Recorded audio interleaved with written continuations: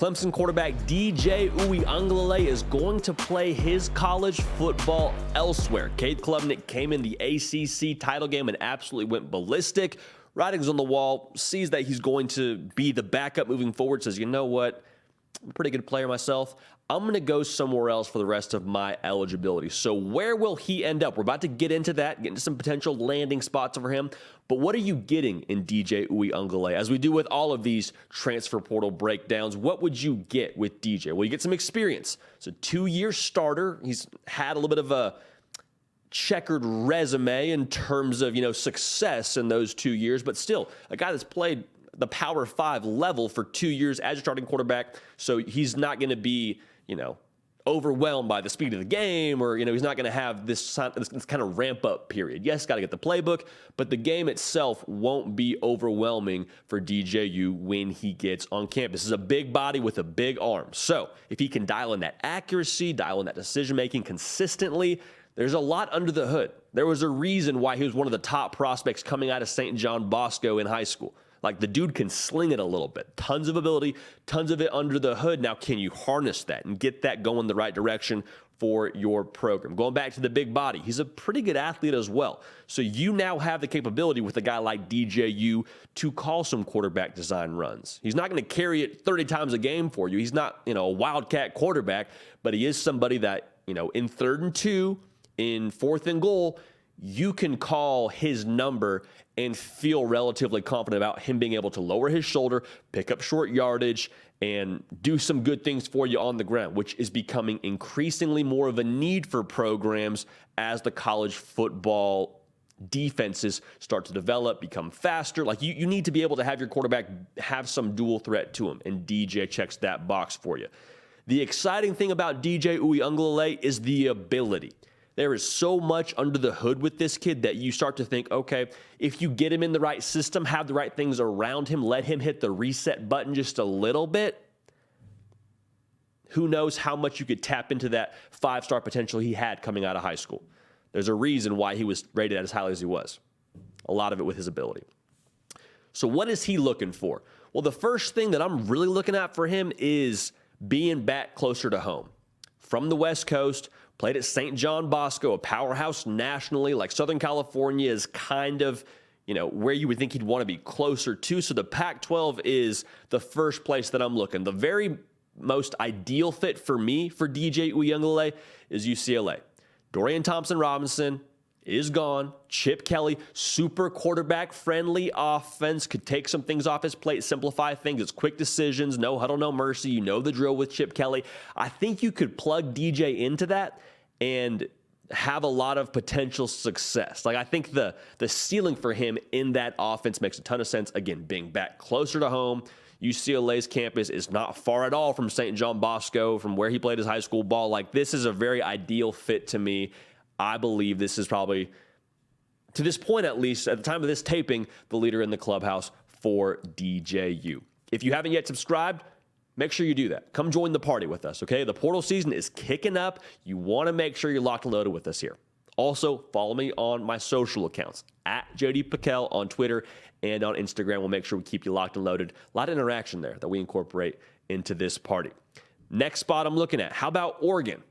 Now, I know it's a different staff from when he was coming out of high school, but Oregon, for what it's worth, was second, it seems like, in the DJ Uiagalelei sweepstakes when he came out of St. John Bosco. And there's some familiarity there with Eugene. I think Dan Lanning is a player's coach and quite frankly, will make a pretty convincing pitch if they do decide to go after DJU. They're going to be competitive in the Pac-12. And again, kind of close to home. It's not necessarily a drive like it is from UCLA, but it is closer to home. And you would imagine there's some games being played in Southern California in the not too distant future for Oregon. So something to keep an eye on as well for him. His brother is a very highly touted recruit. He's taken an official visit to Oregon. You wonder if it's a recruiting pitch for both of them to say, hey, you can both come here. We know family's important.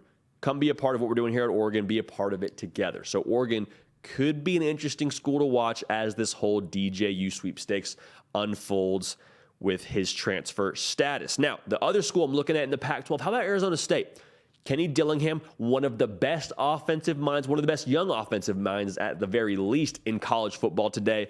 You wonder if he can't do with DJ what he did with Bo Nix. Remember, Bo Nix came to Oregon from Auburn with Kenny Dillingham as the OC there and really kind of revamped his whole career. The entire way that we view Bo Nix today, in some small part, is due to what he did in Kenny Dillingham's offense. So you wonder for DJU, is that blueprint laid? Can I come to Arizona State, be close to home like we talked about, and be able to play in an offense that's going to help revitalize my career?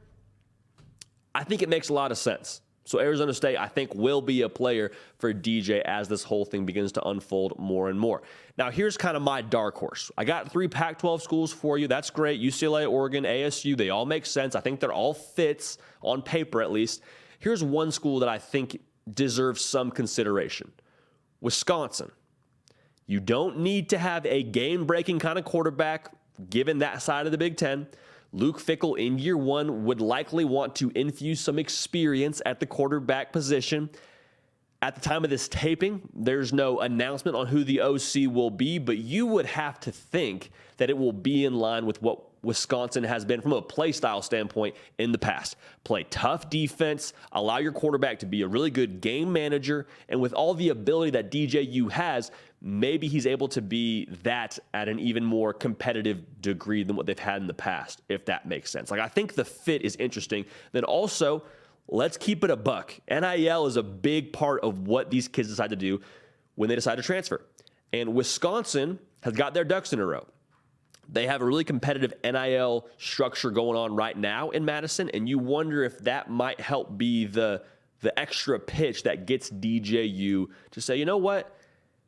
I know the West Coast is home, and I do want to be somewhere new, but maybe, just maybe, that's not the West Coast for me. Maybe it's not, getting back to my roots. Maybe it's just going somewhere else completely to reinvent myself and get away from Clemson, South Carolina. Not that there's anything wrong with Clemson, South Carolina, just the fact that he wants to get away from, what he was doing in undergrad. So I think that's a really interesting fit, and I think it makes a lot of sense, like I said, for Luke Fickell in year 1 to bring in a quarterback after Graham Mertz is leaving your program to transfer somewhere else, bring in a transfer quarterback, and potentially tap into that elite grade that DJU got out of high school. So my 4 are UCLA, Oregon, Arizona State, and Wisconsin, but regardless, we pull for DJ Uiagalelei on this program. Has been an absolute dog in how he's handled all the criticism and scrutiny that he's received over the last 2 years.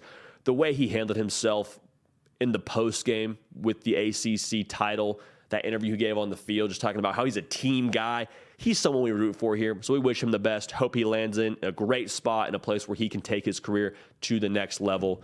He's got a lot of ability. So, this has been the Hard Count. Nick Brake doing the heavy lifting. This is your show, the People's Show.